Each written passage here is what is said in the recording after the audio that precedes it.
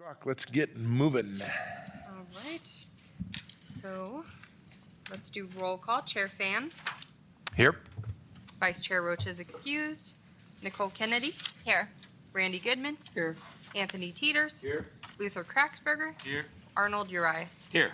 All right. We're all here. So then we'll move on to approval of the April 3rd Workforce Housing Committee meeting minutes. Everybody get a chance to read by chance? Any comments, modifications? Can I have a motion? I'll motion. Second. All right, have a motion, a second. All those in favor? Aye. Opposed? Passes unanimously. All right. So, exciting news, as all of you have hopefully heard. We did get the grant funding of the full 200,000, so that's fantastic. So, I'm a little disappointed in my slide, but that's okay. It moved to a different color. But so what I kind of wanted to go through with all of you is the slides to take to council on May 14th for them to accept the funding. I look at you because you'll be there. So we hope to have somebody who will be presenting this presentation. It's pretty short and sweet, says exactly what the money would be spent on, but we can adjust it as needed depending on your input as well. So here would be the first slide, title slide. This explains that we were chosen and what the funds must be used for. I did put the little part at the bottom about funding may be used to fund eligible costs associated, so that if it's mentioned, well, this doesn't say you can fund a person, we did check and a person would fit under the eligible costs associated. So if everybody's okay with that slide, I'll move on to the next one. This just gives a brief timeline based off of the application that we did, and it could be a little bit fluid, but generally this is going to be the timeline that we try to follow.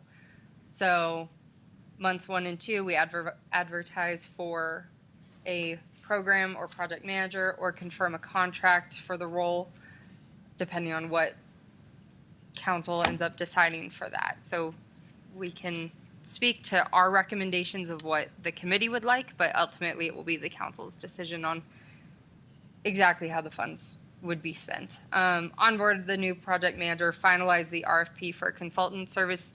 Per the awards, we have to get 3 quotes. So we are working to get those quotes together right now. So that would just be going through that to hire the consultant, selecting the consultant months 3 through 8, conduct a housing needs assessment, gather community input, develop goals and strategies for implementation.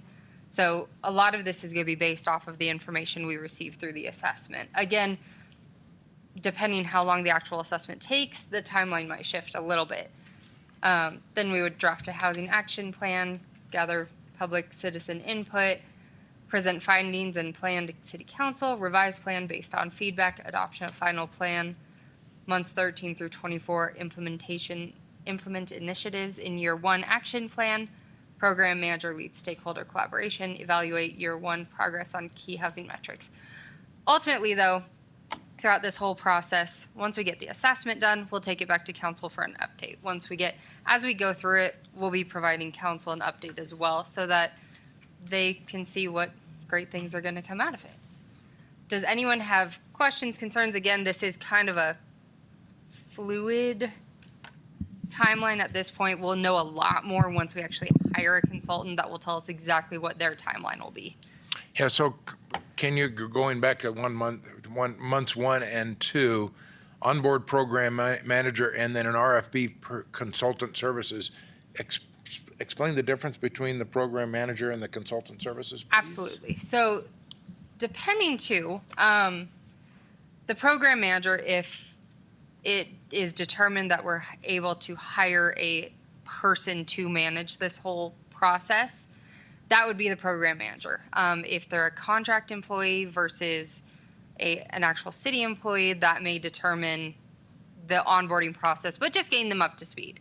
That will be the onboarding process for that. But the consultant will be the company that actually does the assessment. And then what they do, depending, we've talked to at least one so far that depending on the amount, they may be able to expand their services to not just do the assessment, but also create an implementation plan. But we just have to get quotes really to know what is kind of on the table for different organizations who can do at least the assessment to start with. But having, yeah, that onboarding would be for the actual person who will be managing it from the committee and the city side, where the consulting would be the assessment and possibly a little bit more. Amber, can we go back to page 3 for just a second? That sort of looks like the duties and responsibilities. When we originally talked about it, there was some discussion about this guy being the point of contact for contractors and developers at City Hall. Do we not want some dialogue about that in here somewhere? So that would kind of be under the job description. This is just what, per the grant, what we absolutely must do. So that'll fit into, but their job description would be end up being more than just this. They would be our contact person. They'd be working through any projects that would come out of the implementation plan. So theirs would be a bit more extensive. This is just what we must do. So I know there was some concerns when we initially brought it to council that they're like, well, what is the money going to be spent on? Is it just going to be spent on? So it has to at least be spent on this. And these are the things we have to do before July of 2026, June of 2026. But this is a presentation to council, so is it important to let them know that? I see that as a working element that's important to them after listening to their questions that last time we met with them. So we can definitely put that in. And so I have some tentative slides that it's up to you. They can get rather in depth, but one of them is a slide that would go into like the actual job description of the person. It's a rather text heavy one, but if you'd like, we can put that in to say this is what that person would be doing and why we need them. Yeah, I have a comment to it. Connie, you had your hand up. I do. I have a question, Amber. Just because I think we've had the insinuation that there's going to be a split here. We've got somebody that's going to be a consultant and then somebody we're going to be hiring. I was also under the impression that we would actually be hiring somebody that is an expert in this field, if you will, to be able to understand the field, implement it, be a go-between with the contractors. So in the scope that you're putting out for this person, I think it'd be helpful for us to see that. Okay. I mean, is it possible to have one person that is fully versed in workforce housing, and I would say an expert in the field, so that we are not just hiring somebody just to administer the money? That's my fear. I want to Yes. make sure we hire somebody that actually knows this business. So per what, and the additional slide that we can send out, and I can send the rest of the slides out too. I did more initially than probably is necessary, but we are looking for someone who has 7 to 10 years minimum experience in housing and workforce housing specifically. So yeah, we want someone who is not, well, I'm really excited about it, I want to learn about it. We need someone who knows what they're doing already. And we've talked to Devana at Northern Arizona Housing Solutions, Northern Housing Solutions of Northern Arizona. Yes, Northern That- Arizona Housing Solutions. They're looking to see if they may be able to be those people for us. They just don't know on their bandwidth yet either. And it'll kind of come down to what council wants. If they want that money spent on, when it comes to the person, a city employee or a contract employee, it'll kind of depend on ultimately what council wants for that position. And then we'll be able to decide, okay, we're going to put it out there as a normal job posting, or we're going to go find our contract. Yeah, are you finding that because it's relatively new, I guess, this is a field that, everybody's jumped on board because it is obviously a need, not just here, everywhere. Are you finding it difficult to find somebody with those skills? The whole ball of wax with the skills, the building part of it, the administration part of it, the understanding of the government subsidies and all the other stuff, or? So until we fully know what kind of position council wants, we haven't fully went and looking for Oh. that person. But What I can tell you is talking to the consultant we have talked to, talking to Northern Housing of Arizona, they're out there. And it all comes down to funding and how much how much they can do within the budget that we have. Okay, thank So you. they're out there. I have no doubt we'll be able to find someone. It'll just be it might be more challenging if we try to go for a city employee versus a contract. Mike, can you speak to it a bit more? Absolutely. Michael McInnes with the Community Development Department. You know, again, the purpose of today's meeting is more discussion than anything, and the points that the Mayor Pro Tem has brought up, all very important, is we have this grant now for $200,000. 60,000 of it, rough about, we're pretty sure we know we can get that assessment. There's consultants that do these assessments. We got to get 3 bids for that assessment. Right now, we just have one. We're working on 2 others. It's what we do with the rest of the money, the $140,000. And this is a discussion that probably needs to happen today. Is it going to be someone that can do the whole 200,000? Do the assessment to the plan to implementation? Or do we want to find somebody, keep the assessment to itself and then hire somebody for the $140,000, see how long we can keep them employed with the city? Does the city council want to hire somebody? Because I know, I've heard hesitation around hiring somebody specifically for this position. If that's not the case, can we do a contract? Maybe it's specifically a contractor that has some of these skills that we can hire that'll work for us for 12 to 18 months or longer, depending on what we can do with the money that's been granted to us. So that's the discussion, and of course, there's more slides to discuss all this. Right.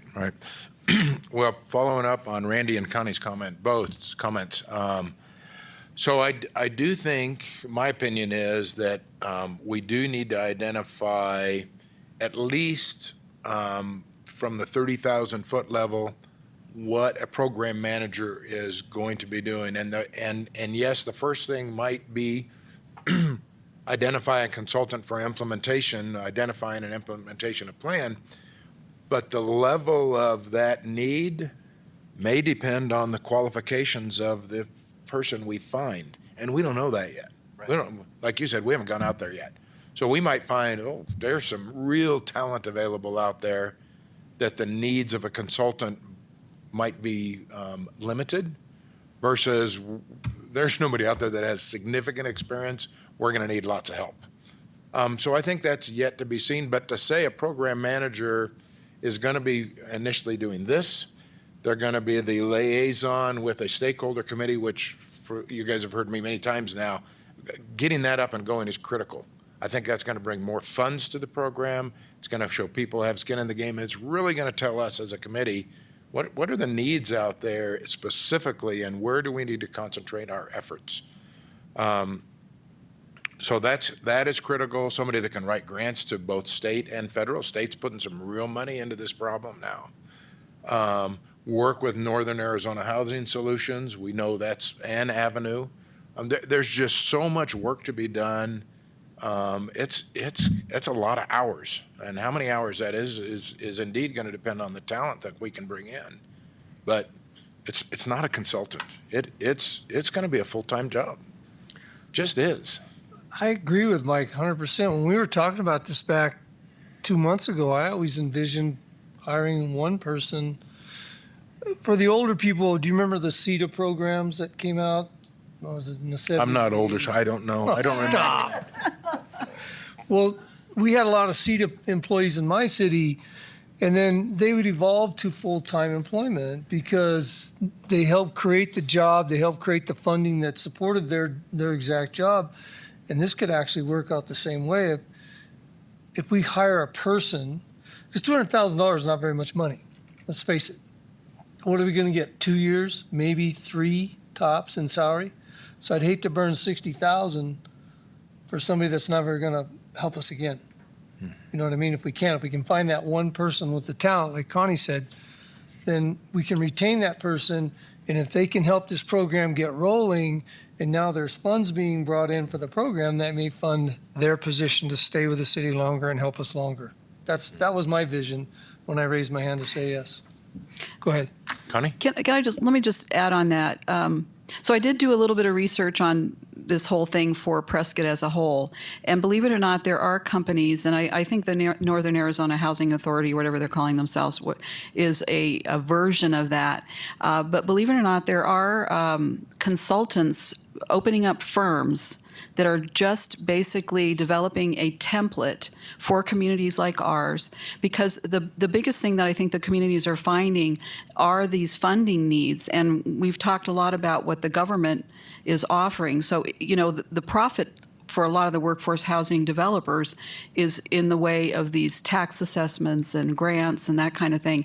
So what's happened is they have developed a template in order to provide the paperwork, because that kind of grant funding, as Amber knows, it's a lot of paperwork. It's a lot of paperwork up front, in the middle, and then the accountability portion of it. So the administration of a workforce housing person, or an employee for the city, they can wear a lot of hats, but if we get into a situation where we can't find somebody that fits all these needs that we've just built, we may end up having to go to one of these firms, at least initially, that will provide the template for us and can do the assessment, because the accountability part of this money, and I don't know this for sure, but I'm assuming it is, we've got to make sure that we document everything we do, and once we take that, those are the strings I always talk about. Yes. It's great to have the money, but the strings are attached. So if we get into a situation where we can't find somebody that we think is suitable for us, because Mike, like you said, I think we need somebody that has a really good understanding of the construction process, the land availability, the zoning, the setbacks. How are we going to fit these people into what our needs are? But they also have to wear that other hat. And it's almost like a little mini paralegal, because there's so much paperwork and accountability whenever we receive that money, or whoever ends up receiving the money. But anyway, just a thought. So they are popping up, and we do have an option if we can't find somebody. No, Arnold? Well, I have a question. Mike, if I understand you correctly, you said moments ago you have one bid in for the evaluator, and you're pending two, but so far that is estimated at approximately $60,000 for a consultant firm. Right, and we have this is going to be our slide, or proposed slide for council regarding that. So it's setting up how the grant, what they're requesting is 3 phases. The first phase is assessment, second phase is plan, third phase is implementation. That assessment portion, we do have a bid in. Then I would want to echo the sentiment here. We have the collective talent in this room and the leadership skills that's in this room. I'm a firm believer that we're not alone in the struggle, and we can look at other areas of the country and the state that have successfully addressed this issue. Perhaps they're on the verge of sunsetting a professional that is ready to move on to their next venture, and we can be involved in that process and evaluating the right candidate by looking at their track record of what they've done in the past. So I'm going to echo the sentiment that that $60,000 for a consultant firm could help us retain maybe another salary for another year, or repurpose those funds, if that makes sense. And then on top of that, just to be clear, we only been talking to one person right now, one consultant. We've gotten recommendations for a couple other consultants, strictly on the front end piece, the needs assessment piece, which we've budgeted around $60,000. Over the next couple of weeks, we'll be doing outreach and talking with those consultants, hopefully. So, yeah. So, and not to simplify this too much right now, but once we get the acceptance from council, this is all tentative. What we know is we have $200,000 that we need council to accept. We have to spend it on getting a housing needs assessment done and creating a plan. What is more the gray area is how we end up doing that, depending on who costs what. We can't even we can get some tentative bids, But until we actually have the money and we're like, okay, if you're able to cover it for this much, we can do that. So ultimately, though, we have to do the assessment, we have to do the implementation plan, and we have to get it going. But how much we spend on a consultant versus how much, if we're able to get it all in one person for 200,000, that's fantastic. If we're having to split 60,000 because we have to do an assessment because the consultant or any of consultants we find don't have the ability to do the assessment, that might be the way we have to go too. IT, if you're listening, I just put another PowerPoint into the drive. Could you pull that up? So the reason I'm pulling this one up is that it has a lot more slides. Oh, we should be good. It's the Workforce Housing State Trust Fund Acceptance. It has a lot more, I tend to overdo things a little bit, but you guys might like the overdone slides a little bit too. So that's the slide you saw, that's the slide. So this is the basic one that we showed you. We do have some additional ones of what the assessment actually entails, what the housing plan would entail, the program manager, the position to be advertised, what we're looking for the experience, provide day-to-day management, position will receive support. But this one is a bit of the more heftier one. So, and we could put in, I will have to double check to make sure it does say that they would be the liaison to the different private public entities as well as grant stuff. But we do have some more in-depth slides if you guys would like those put in there so that they see and then what has to be reported. If you wanted to have those in there, they're not light reading, but that would at least show them this is what we have to accomplish. This is what all has to be done, and that's why we need a person to do it. Go ahead. The reasons why we didn't include these slides into what we're proposing is one, how wordy it is, the opportunity to get into the weeds when in front of council and discussing this grant, when really what we're asking is, you know, again, we're looking to move forward with hiring a consultant to do an assessment, and we're looking to use this money to hire somebody. Now, those are the things that can be changed. Can I ask a clarifying question? Just probably based on my pure ignorance, but is it really the role of the council to accept the grant, and then it's the role of the city manager to kind of work out how the staffing, the details of the staffing, how does that work? Oh, that's a good question. I'm going to defer to the wisdom. Chelsea? Oh, go ahead. I will say that if it comes down to it, and I'll let Chelsea speak to who actually ultimately can help with the staffing part, but if we hire a city employee, it's going to eat up a lot more of this because we've got benefits and there's a lot more on that end, but I'll let you speak to the rest. Yeah, so based on what, Chelsea Walton, Community Development Director. So based on what Mike and Amber have already said, obviously there's a procurement process with the city. So even though the council may be accepting this grant, we will still have to go back depending on the level of expense to spend those monies. So in other words, 60,000 is above the threshold for anything that's budgeted. And this entire thing, I don't think was in FY25 budget. So I would imagine that each piece will go back to council for approval anyways. So it wouldn't be on the city manager's office to just have 200,000 and be able to spend it at will.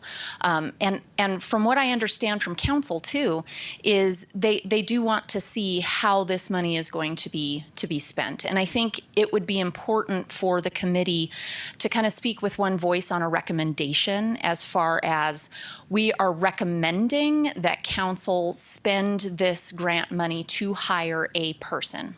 Now, recognizing per Amber's, laying out what's required of the grant, we do have to have money to put together the housing assessment. That's a report that has to be done. Our initial proposal came in at $60K, so that's why we kind of slotted the $60K there. Maybe we'll get other proposals that are less than that, but I think going before council and saying we have 200,000, we would like 60 roughly to go toward the assessment, and then we are recommending that with the balance, a grant-funded position be added to the FTE list for the city of Prescott. And similar to what we do with CDBG, Mike's position is largely funded by CDBG grant monies. So that could be the recommendation. That's kind of what I'm hearing from the committee, is you would rather them be on staff with the city. And then depending on what council decides, it could be a consultant. It could be someone that is just contracted for a time. But as we've heard today, there can be a lot of opportunities open up once this position is in. Their first task could be find more grant money to fund your position for the next 5 years. That could be something that they work on. So I think there's a lot of potential, but to answer your question directly, yes, we have to get the money, and then we have to go back and say, we're ready, proposals in hand, here's how we want you to spend the first $60,000, council. Okay, now we have proposals, and we're recommending adding a position at this amount, and this is how all of the dominoes will kind of fall into place. Go ahead. Thank you, Chelsea. I do have just to talk with the committee about, in my opinion, if we are looking for somebody who is a subject matter expert that has 7 to 10 years experience, if they are able to do the needs assessment themselves, the salary would be a lot more lucrative if we're trying to recruit nationally. We're talking maybe $80,000, right, as a salary at the top end if they're doing the assessment, once you're factoring in all the other benefits and taxes and so forth. Otherwise, we're talking about, significantly lower, and I think that would be tough from a recruiting standpoint. Well, to mirror what we've all kind of been saying, Ben Snyder sat right there 2 meetings ago and explained this to us in great detail. They spent the time, the energy, and effort to really understand the process, and that information's free to us.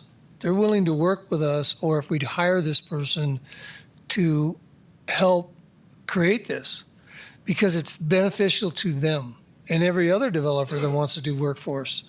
So that's an asset that's just sitting out there waiting to be used.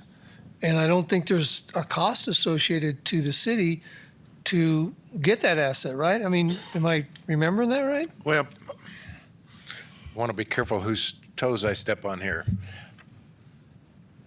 Developers, as a rule, are there to make money. They're in a business, a for-profit business, just like any other business. So I appreciate you referring to them. They might be a piece of the solution, but as far as what we're talking about here today, I don't know they're a part of that. We would have to be very cautious. There is my suggestion. So here's where I'm at. I think I speak for the committee, and anybody correct me. We think it's a full-time city employed person. There is a ton of work to do. And it's a matter of hours, and so I don't think there's any question that from a committee standpoint, our recommendation to council is let's hire somebody, let's get a stakeholder group together and see how we can bring other money in immediately from stakeholder groups, and then that person can work on grants. I see we have 2 council people in here, so if I'm sitting on the council, and correct me if I'm wrong, I want to know what that person is going to be doing. So your list of duties, I do think it's wordy. My recommendation is get a series of bullet points there and give them a Reader's Digest version so it's easy to follow and walk through.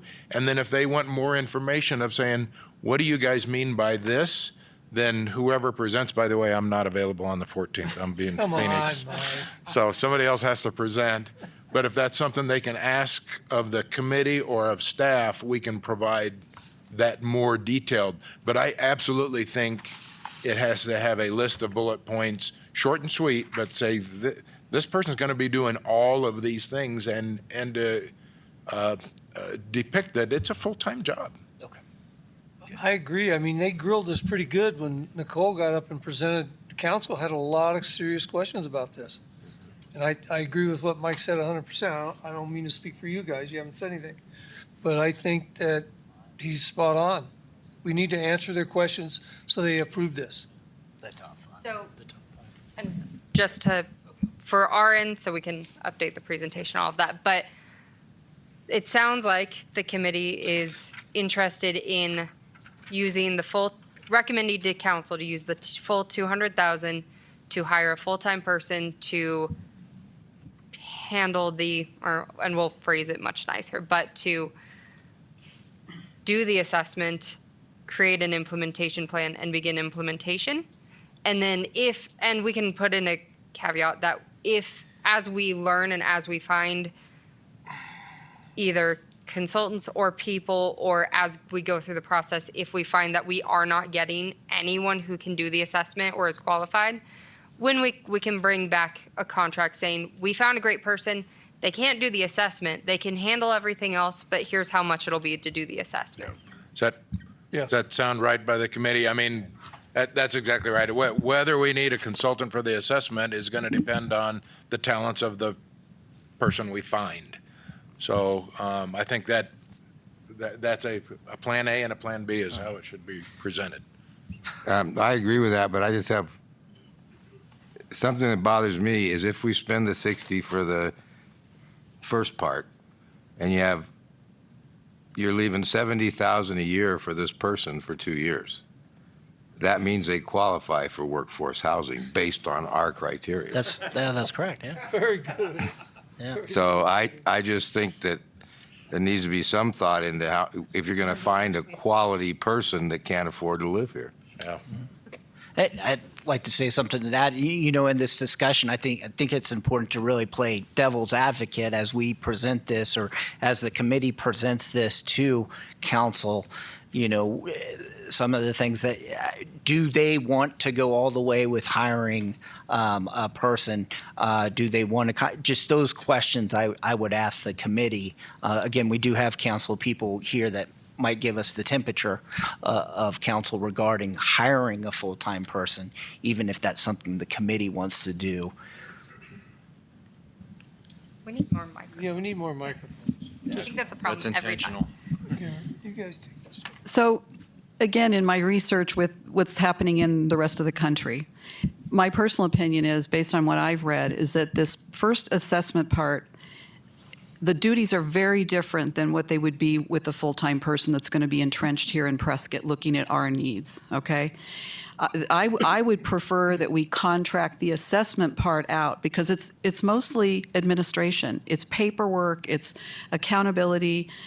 The person that we need to come here, move into our community and work with our developers and, assess what we have, what our needs are based on the assessment that we're going to pay for. Because remember, once you get the areas established, which is the work that we need to do here, you guys need to do in this community or this committee, we're not that big. We've got 48,000 people. We're landlocked. Once we identify the areas that can take projects that we need for workforce housing, we've already established for the public's sake, it's going to be a multitude of things. It's going to be apartments, townhouses, single-family homes, whatever it is.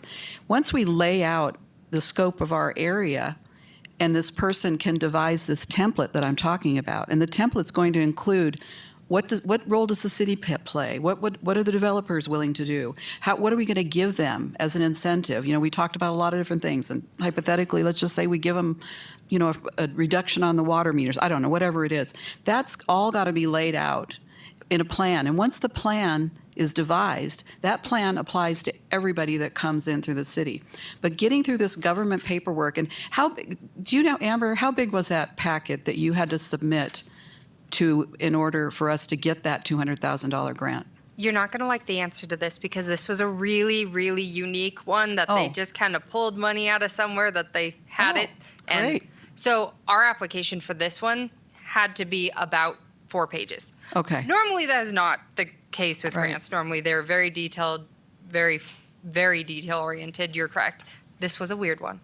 Well, This and, is a and bad then example. they don't stop. That's what I'm saying. You make the initial package where you apply, and then if you get the grant money, then you have ongoing. It's like you're a contractor. You know how you would have to submit for draws? It's a similar situation. So the grant money comes in, and then as you achieve a goal, maybe you get it up out of the ground. Well, then you submit your paperwork. It's not that you don't already have the money, but it's the accountability part that is ongoing paperwork. So as far as this requirement for the assessment, I think you should consider maybe a consultant for that part, knowing that those skills are completely different than somebody we're going to need to come and move here and look at Prescott and deal with everybody that wants to try to deal with this, the problem that we have. That's maybe going to be, and plus we don't maybe have the time for that. I don't know if this grant has timelines attached to it also. The only deadline it has is that we have to have an implementation plan based off the housing needs assessment ready to be placed into action by June of 2026, June 30th of 2026. 26? Oh, that's a good time. That's So there is a timeline. We do have to do quarterly reports on it of Yeah. what we're doing to fulfill the needs of the Yeah, grant. that's the stuff I'm talking about. Yeah. But anyway, it's up to you guys, but just in the interest of time and the availability of somebody that's going to wear all these hats, we might be asking for something that's almost impossible. I think we need to get on to the assessment part and hire a consultant that does this every day because they will have a template. And then at the same time, simultaneously, let's try to find somebody that fits our community that has the skills that we've asked for. Just my input.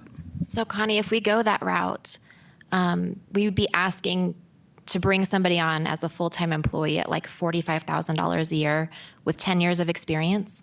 Is that what we're Well, saying? they said 7 to 10 years, I believe, It's not. in experience. Yeah, 7 to 10 years is what we would look for. And here's the problem with all of this. The first step is we got to get the money accepted to start with.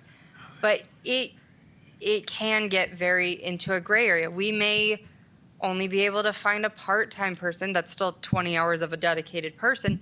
But yeah, that is kind of where it comes into the sticky point, especially in this kind of situation. 200,000 is not very much. And so working with that, especially if it is a city employee, that's going to go to benefits and stuff too. So it's tight. It's going to be tight. And keep in mind, this is going to ramp up. Right now, we're still baby stepping here. This person is going to kind of get in, if you will, maybe not on the ground level. I think we've gone up a rung on the ladder so far with our collection. But as we start to try things, and maybe this doesn't work, I mean, this job will ramp up, as Mike said, because then once we start to actually begin to define what it is we need, where we need it, what this person's going to do, what they're good at. That's going to take some time. I mean, I can't imagine somebody stepping into this community. They're not going to know everything. There's so much to identify still that we still need to do. It will ramp up as time goes on. So this can maybe start out for a part-time, and then as we ramp up, we can offer them the full-time. I don't know. I'm just throwing some. Yeah, I respectfully, I would disagree. I with what we're doing already, I can see more than a full-time job already Oh, okay. on implementation of getting things going. I think their duties will change in time. There's a ton of stuff we can be doing right now. I really do, and I think the sooner. I mean, we have heard community development that they're able to provide part-time people to us, but nobody's dedicated to it.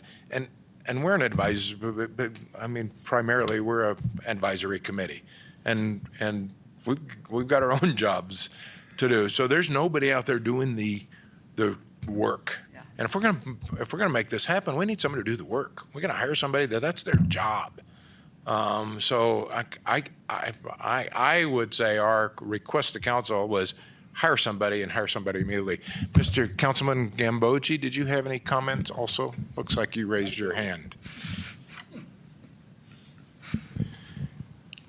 I think most of you know some of my biases, but for those who don't, let me share them with you. One, I'm from the Ready, Fire, Aim persuasion, and I come from a sales background. The clock is ticking. Amy needs to hire 13 policemen. Holger needs to hire, no, Amy needs to hire 16 policemen. Holger needs to hire 13 firemen. As Nicole mentioned, you're looking at Randy. Randy mentioned, we were looking at hiring somebody that can't afford to live here. Oh, that was Tony. You're debating the cost of this, but the benefits of this far outweigh the costs. You see, Amy just spent $500,000 to train 5 new policemen.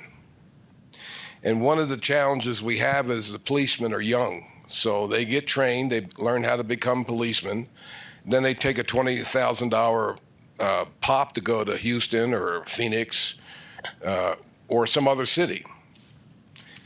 We can't be Class A ball for guys that are growing to go to the bigs. We have to figure that out. And one of the things is they can't afford to live here. Now, if you go back to what I mentioned earlier, you got 16, we need 16 new policemen. That's $1.6 million. And 13 new firemen, that's $1.3 million. So we're talking about a lot of money that we lose because we can't keep them here because they can't afford to live here. So in my humble opinion, I'd suggest balancing your discussion of this debate over costs versus debate over benefits. Because in the final analysis, my recommendation is go big or go home. Thank you. Thank you very much. I've got a couple comments on this slide specifically. I think it would be beneficial if we just got rid of the dollar figures and said this is what the money's going to be budgeted toward. We don't have to say we're going to spend 60 grand on a consultant. As far as consultants are concerned, Yavapai College, who's on the stakeholder list, has an economist on staff, and I would imagine that they would be admissible to working on a consultant or working on an assessment for us. It's the Regional Economic Development Center at Yavapai College. So I wouldn't imagine that would cost us $60,000, especially if they're on a stakeholder list. We can say partner up with that. But getting rid of the dollar figures kind of makes it like, hey, here's 2 things that we need, but really we want an employee. Yep. Do we need to, I'm just brainstorming here, do we need to put something out there because the dollar value is a specific dollar value on the grant? And I was going to say something, It's and I on was the biting my previous tongue. Ted's comment is dead on. What we do need to recognize, if we're going to hire somebody with talent, we're probably going to want to hire, the city's probably going to want to advertise like a 3-year position. Who wants to move to Prescott when their job is only guaranteed for 1 year? So we need a longer position. Oh, yeah. And it's going to take some city money. And as much as the city is strapped right now, I watched the sales tax discussion, so I understand. The flip side is the benefits for this help address that very issue as far as police and fire goes. And remember, last year we lost 23 policemen at the cost of $100,000, Yeah. as Ted said, to train. Yeah. So it's penny wise and pound foolish. Yep. We should really think about that as well. Yep. I'm just thinking taking the dollar figures off this slide so that it doesn't look like we're spending, we have to spend $60,000 on a consultant. Okay. The previous slide has the 200,000 on it. Good. I agree. And I just have one comment, food for thought. I don't want the committee pigeonholing the workforce housing program administrator at whatever the amount is after the assessment. You can go to council and say, we have to use the monies immediately, and we're ready once we get the other 2 bids to spend monies on a housing assessment. And great call on, we'll reach out to Ryan Jones over there at YC. But the idea for the position, again, we're getting ready to talk to stakeholders. And this might be one of those times where, look, we have grant monies to put to this because the city might not be in a position to fund an FTE right now. So we have whatever is left in our grant monies to put to this position. But Dignity, YC, all of our other stakeholders, the expectation is you need to meet us halfway here. If everybody contributes to funding a position, that might be a really great option. Maybe that's the only option to see this position created at a term that makes sense, as well as at a pay that makes sense. $45,000 is not going to get you someone with 7 to 10 years in a field that is a hot commodity right now for a lot of jurisdictions. Someone is not going to pick up and move here to do that. So the tact with council may just be, our recommendation is spend the fund monies on a housing assessment. We need this report. And then the balance will be spent on a person, recognizing that the hard job of the committee will be to cobble together the rest of the funds for that position, whether that's stakeholders, whether that's another grant. But that would probably be more palatable to council. Well, we have 3 council members here. Well, okay. Check the temperature. This is where, what did you call me earlier? The open meeting law police comes in. But, so it does sound I know, right? Sorry. I know, right? So honestly, to start with, I think that's a great start, is to just say, we have to do the assessment. So we'll put, based off the quotes we get, we'll put the money towards that and the balance. So if we get it for free at Yavapai College, then that's fantastic. So and then the balance will go to a person. And then that'll be something that will kind of play it. I know council has been very into the details on this. The great news is we don't have any more to spend than $200,000. So we can't go any more than that. And we could tell council what it will be spent on is the assessment and a person. What percentages, we don't know yet. But at least we could tell you that is exactly what it's going to be spent on. So there's no question of, well, what are you going to do with the money? This is it. These are our 2 options that we're spending it on. If it turns into one person as we find out the amounts of people, that's great. So maybe even keeping it just that simple and keeping a slide on there of this is what that person could do. And then we'll let them know, we'll bring it to them as things come forward too for their approval. Because again, we'll have to get, if it's over certain amounts, we'll have to get it approved. So go ahead. Can you go back to that slide? When is the meeting for the city council meeting? The 14th. The 14th. So, I mean, I think this is the big slide for whoever's going to present. Just guidance on this slide, if we're closing up discussion on it, what we need to change, if anything. I heard something in regards to not focusing on the dollar figures so much, but just specific language around this slide. And what we can do when the committee chooses their spokesperson, whoever wants to be the lucky person, don't volunteer Nicole again. But you have been absolutely amazing. What we'll do is we'll work with whoever is presenting to clean up these slides quite a bit. We'll send them out to the committee to then get the input, and then we can clean it up and send it out again. So we can do it that way. So whoever is going to be the spokesperson, we can work directly with them to take the input from today, clean up that slideshow really well, and get it where it needs to be, and then send it back out to the committee for input and clean it up as much as we can. How's that sound? I have a meeting on the 14th in Phoenix I cannot get out of, so I can't do it. So John's not here. Luther wants to. what's that? I think Luther wants You to. think He Luther He wants told to? me. Yeah. I can if that's a necessity, but I gotta think on figure this it one, out. we should put that the assessment is required. Okay. Well, I think whoever presents it, it'd be really nice if more than just that one person's there from our board. Because the last few times we presented, committees and council, whoever was presenting kind of got railed pretty good. This is a hot button topic. So just that backup, right? I mean, so whoever presents, there should be more of us there that are available. All right. I'm prone to go off script, so be careful. Me too. A little rough around the edges. Perfect. So, Yeah, I can. okay, What time is it on the 14th? 3? Be 3 o'clock. 3, yeah.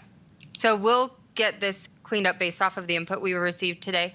We'll send it to you for your perspective, your input, then we'll send it back out to everybody for any additional, and, yeah. So, Anything else on keeping the language besides, the housing needs assessment is required? Anything else on this slide specific? Would it be helpful? Oh, Sorry. Would it be helpful, to Mike's point earlier? I agree with having the bullet points on the slides, but just to give that teeth to how comprehensive this role would be, to have something in their handout that they could read in advance about, more detail. This will be. Oh, I mean, the more lengthy piece, would that, The job. two different pieces? Okay, all right. I think that echoing their sentiment here, I think one of the things that we need to add in terms of tonality to the presentation would be the accountability portion, the measurement of progress. But the third variable was kind of touched on by Luther with his recommendation of leveraging our stakeholders. But not just leveraging the stakeholders. An intrinsic look at how much money this is costing our stakeholders is almost like a sobering reminder of that, if they don't partake in their responsibility to contribute, this is what it's going to cost them, and a projection of what we can save them. It's no different from, I go to Luther and he's a realtor and I'm a lender, and I say, he says, oh, I have my preferred lender. Well, Luther, how many prospective clients are you losing every year, and why am I not talking to them to help you with that conversion ratio? Helping them identify how many employees, 23 police officers last year, City of Prescott, okay? These are A lot of money. these are the numbers. And of course, we had Chief of CAFMA here expressing that he kind of feels like a training ground. And I can tell you that, at Williamson Valley, I've seen a lot of talent go out of state. I've seen a lot of talent go to the metros in pursuit of that. So I think we need to emphasize that and include that in our presentation. And just to clarify, some did retire. Okay, thank you. I agree 100%. I mean, what it does on their bottom line and how it affects their ability to do business, just like Councilman Gambogi just shared, is significant. But there's another piece of this, and just a moral obligation. Our community has grown to a point, and supply and demand has gone to a point that housing is a problem for the average Joe. And we want a community that includes average Joe too. So just from a moral obligation, we need people out there that recognize this is an important piece, and it's a challenge nationwide, we've heard, so. Remember, that's our tax dollars, too. Yeah, right, That's exactly. our tax dollars. Yep. That's a lot of money that could have been spent on other things. Okay, anything else? Do you guys have your marching orders? we do. IT, will you switch to the other presentation? So we do need to make a motion on this just to recommend to council to approve acceptance of the funds. Somebody I wanna- motion that we tell council that they need to approve the funds. There we go. How about ask council, not tell council? Okay. We can't tell them? I mean, it's 200 grand. Ask council. We have a motion and a second. Any more discussion? All those in favor? Aye. Opposed? It's unanimous. All right. So I'm excited for this. And the council members that are in the room, you're getting a tiny sneak peek of something that's going to be coming to you in the near future that is completely flexible and up for your adjustment. But for future agenda items, Chair Fan was very kind enough to take the list of the goals that you all had created and prioritize them as you had all put your numbers in. So we did email out that list. This is kind of how it falls. Stakeholder group, pursue funding, community outreach, create policy, research financial programs, ADU code revision, create educational packets, home of my own program. We've already done the general plan and the setup fund account. So council in February had a strategic planning workshop. I don't know if anyone was able to attend. It was really neat. So after that, we had the same company, Managing Results, come and work with staff on how staff is going to complete or make successful the council goals. So we used the priority list and everything we've talked about in this committee, working with the implementation team to kind of come up with, and we're going to give you a brief overview. We want to bring it back after council has a time to look at their goals, adjust anything or change anything that they want to change so that we can see if there's any adjusting we need to do on our end as well. So this is just kind of a brief look of a future agenda item we'll be bringing to you. But I love strategic planning. I think it's so neat. But this is the council strategic goal as it was created in that workshop. And it was by FY28 in alignment with the Workforce Housing Committee, the general plan, and the housing needs assessment. The city will facilitate a continuum of housing options for essential workers so they can live, work, and be engaged in Prescott community. So this goal has not been approved yet. It's subject to change. Likewise, the implementation plan is going to be a living document that's subject to change and dates are not fixed. So we tried to work with them based off what everyone has talked about and what we've all discussed numerous times and create a general timeline of potential action items and milestones that the committee would be part of as well. Again, all very subject to change, but there's conduct and conclude a housing needs assessment. Great thing is we're already working on that. So some basic timeline in there, develop the RFP. So we used kind of what we've been working on for the grant to create that and some general timelines. We can always get things done earlier. So that's great. If unforeseen circumstances come up, we can always postpone things if needed. But these are general timelines that we felt that we could get these things accomplished by. Develop the implementation plan, including workforce housing policy and recommendations that addresses the needs identified in the assessment. We have to complete that by June 26th or June 30th of 2026. So that was kind of nice. They gave us our timeline for that. And some of these, I'm trying to remember, but then convene and build regional partnerships around the city's goal for housing. So the stakeholder meeting, we have a timeline to get that done by July 1st, 2024. In our staff updates, I'll be showing you the invitation and a tentative date for us to discuss for that stakeholder meeting. Establish a third-party non-governmental entity for the workforce housing. We felt that in a time we could achieve that by, especially with the stakeholder groups, would be December of this year. Getting everybody together, putting our heads together, working with whomever the person is that is hired to manage all of this too. And again, these are all flexible. We'll be going into these more after council approves them. So just want to give you a preview. And then develop financial plans. We worked with HR on this one too, because they're like, well, until we know what the needs are, that'll tell us a lot more of where we need to explore more. So that would be beginning July 1st, 2025, approximately. Identify city and privately owned land within city suitable for housing construction. So I know we've discussed bringing in city maps and city land and talking about what needs they could, what their zoning is, what infrastructure they could need. So that would be something that we would plan to bring in July of this year, of looking at possible land in the city, which could include rezoning. So we'll have community development here to talk about zoning, things like that too. And then establish a private-public partnership to build workforce housing.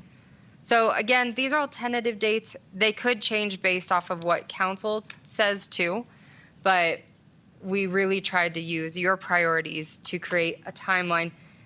And I feel like it's ambitious, which could be a good thing. Pressure makes diamonds, right?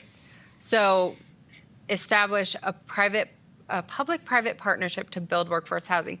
So on here, we feel like if we are able to accomplish this with the assessment and stuff, we could possibly get a start project, a tangible project by FY27, which is soon. Again, that could be flexible. Who knows what will come across over the next year or two.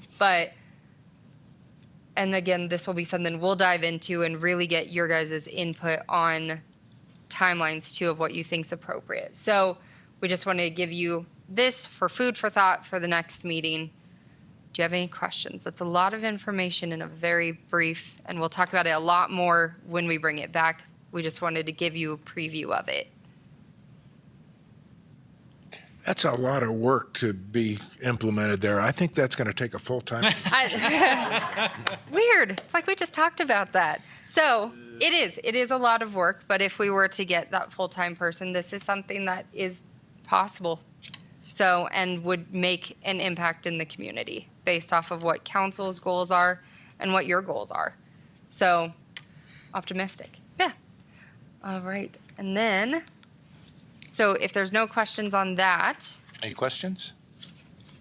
all right, then we'll move on to staff announcements.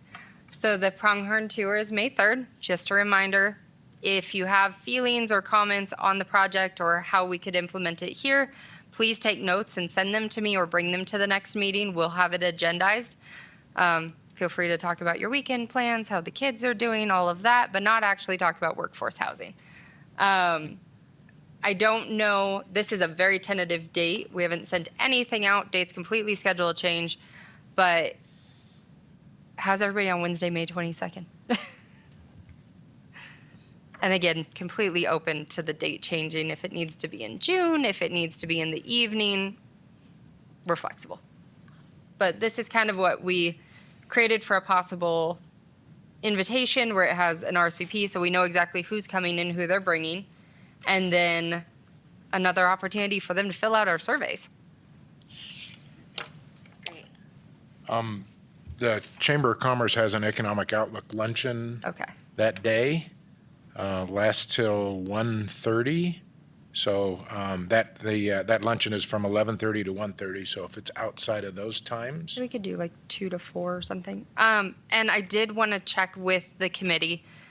Is this something that all committee members are going to want to be there? If that's the case, because we'll all be discussing workforce housing, it'll be a lot more formal, like this.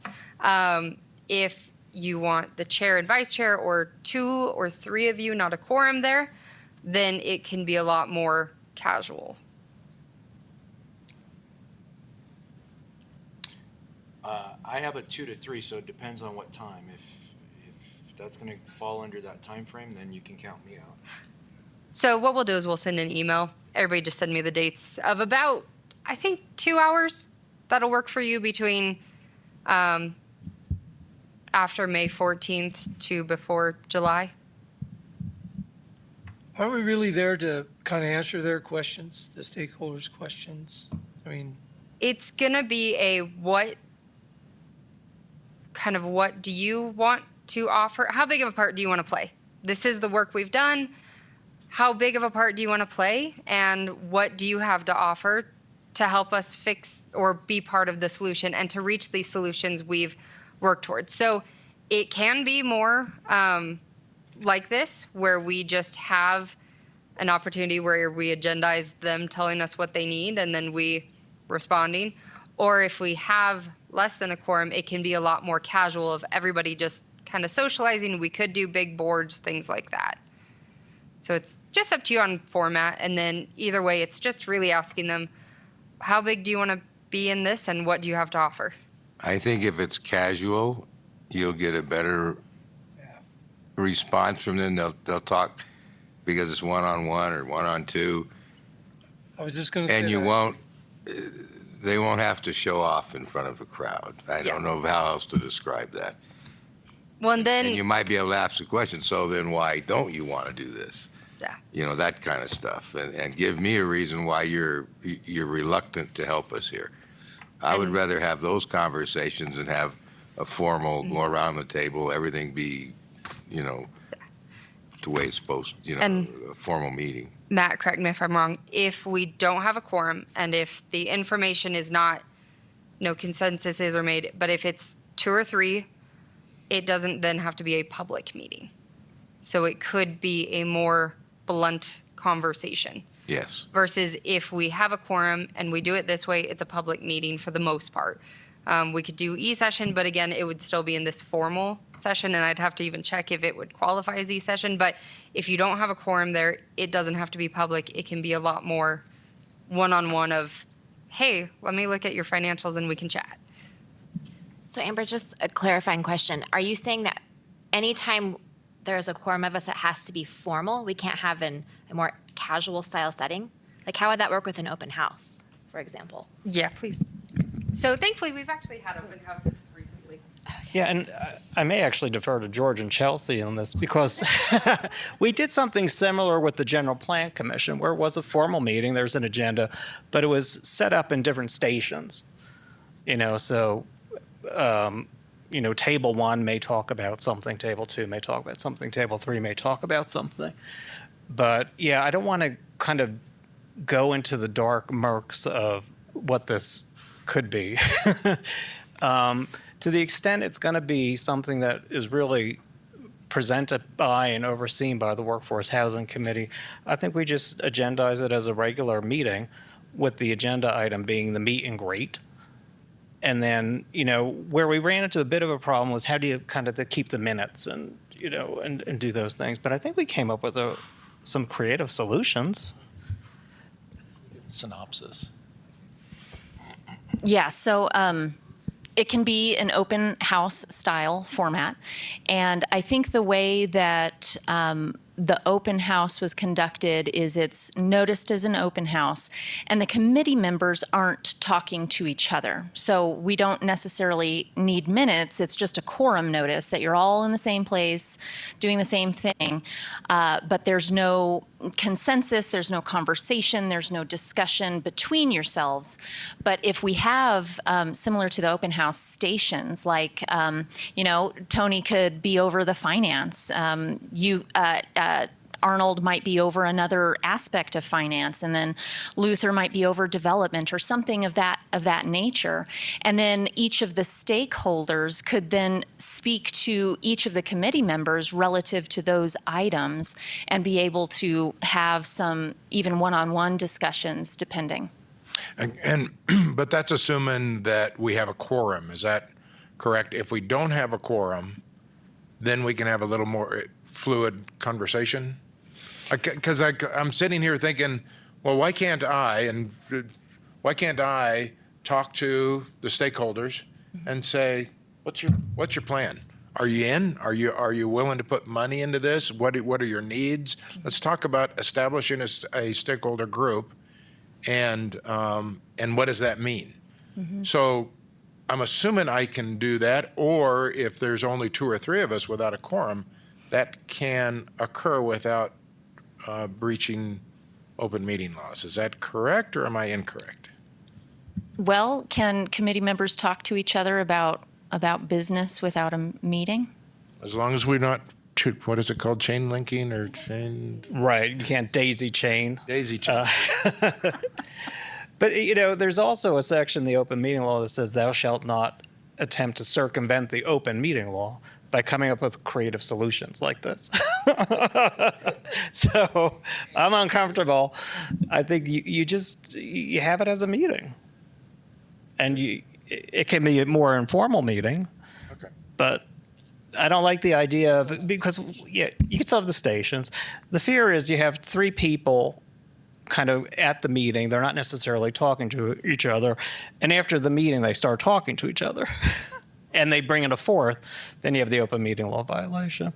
So, I mean, there's no downside to agendizing it and having an informal meeting. There is a downside to not agendizing it and just kind of having a meeting that's called the workforce housing stakeholder meeting. especially when we know it's really coming. It's something that this committee wants. There's no dark side to it. You just agendize, and then you have your discussions with people.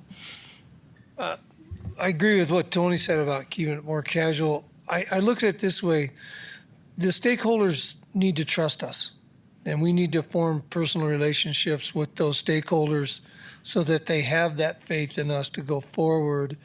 And I think the one-on-one, I don't know how you guys feel about it, but I think the one-on-one exchange, not with each other, but the actual stakeholders, and we could be spread out or whatever, is what the goal here is. We want them to buy into this program, and they got to trust us that we're going to do the right, judgmentally right things with their buy-in. And that's what I see this being. So, however you got to structure that. So my only concern, and it's up to you guys. We do whatever you tell us to, but, and this will be a, correct me if I'm wrong, thing, but if we even do it in the open house, the public is allowed to come in, which is fine, but it may deter people from discussing, well, yes, I have this amount. So it's up to you. We can absolutely do an open house with stakeholders where we ask the public to stay seated in the seats. However you want to do it, we'll make it happen. Yeah, I think to play it safe, we notice it. If we have other members of the public there, that's all right. It's going to take away from some more confidential discussion that people will not be comfortable with, but we'll just deal with it. Okay? So I say we notice it and just move on. Perfect. Do it here. I was Probably so, thinking, probably so here. I mean, it's an easy room to book. Yeah. And it's got space, and unless somebody has a preference, but I thought here would be okay. I was just wondering if the goal is to be casual, this doesn't feel casual. True. We can definitely look at the adult center once we get the dates from you guys of dates that'll work for everybody. We can look at the adult center. That's easy too. And I think we can set up the room in a, move some chairs and put us in a circle and Yeah. and have, Make it more inviting, but yeah, taking some of the structure away. right. I think we can do it. I think. All right. I think that's all I have. So we're going to shoot for the 22nd, or? We'll probably change dates because it sounds like there's a couple conflicting events on the 22nd. So that'll be one of the email follow-ups of Okay. send us some dates where you have 2-hour blocks, and then we can. Do you feel 2 hours is enough, or do you want it to have a bigger range? And if it ends shorter, that's okay too. I think 2 hours is sufficient. Yeah, I mean, I think if it goes a little over, nobody's going to Right. object to that if we're Yeah. accomplishing something. Yep. so. Yeah. Set it up for 2 hours. Perfect. Okay. I think that's all I have. So And I'm not going to email you, but I'm retired, so you put the date. I know. Don't rub it in if you can. I do it every opportunity. Okay, anything else? Future agenda items? Are we there? So that was where we'll be coming back with, a lot of this. It'll be discussing once council approves, hopefully accepts the funding, we'll be going from there. And then a lot of that is going to take over a lot of the conversation for a while. But also this of potential timelines of where we feel we could get things done. And city property is on there for us to discuss in July. But I specifically would like to see this come back. Chelsea brought us this. The Aubrey Street, Yeah. Yep. Why aren't we putting some time into this with George to develop dialogue so that we can hand this out to potential developers and say, hey, we have this piece of property, this is a joint venture deal, here's the building criteria, this is what we're looking for. so we will definitely get there. We don't have a policy yet to keep anything in control. So until we really get a policy or at least dive more into that, we could sell it to somebody who would initially build it as workforce housing, but we have nothing to tell them they can't sell it as normal housing afterwards. So we do have to create something to handle things like that, which will be part of that rezoning and property discussion of how are we going to handle situations like that. I'm suggesting don't sell it, joint venture with them, and then you do have control. Yes. And I'm not the city attorney, I don't, So that'll be something that, that'll be part of that July discussion of what property do we have and what can we do with it based off of zoning and infrastructure and things like that, and how do we want to go for it. But we will, at some point, probably need some sort of policy to guide those discussions as well. Are you feeling frustrated?